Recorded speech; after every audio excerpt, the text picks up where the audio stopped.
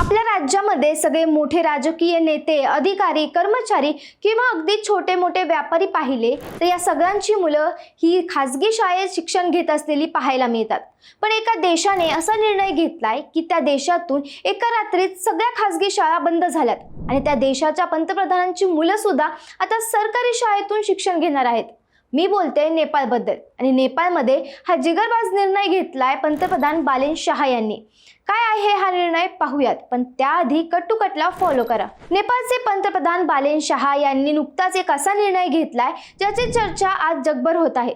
आता देशाचे पंतप्रधान असो किंवा मोठे मंत्री किंवा अनेक सरकारी अधिकारी, सर्वांची मुलं आता एकाच सरकारी शाळेत शिक्षण घेणार आहेत। या एका निर्णयामुळे सरकारी शाळांकडे बघण्याचा दृष्टिकोन पूर्णपणे बदलणार आहे आणि जो खऱ्या अर्थाने शिक्षणात समानता आणू शकेल। जेव्हा मोठ्या पदावर असलेल्या लोकांची मुलं सरकारी शाळेत जातील तेव्हा त्या शाळांचा दर्जा, तिथल्या सोयी सुविधा आणि शिक्षणाची गुणवत्ता सुधारायला आपोआप वेग येईल। सरकारी शाळांना हायटेक आणि दर्जेदार बनवून खासगी शाळांच्या तोडीस तोड उभं करण्याचा हा प्रयत्न आहे।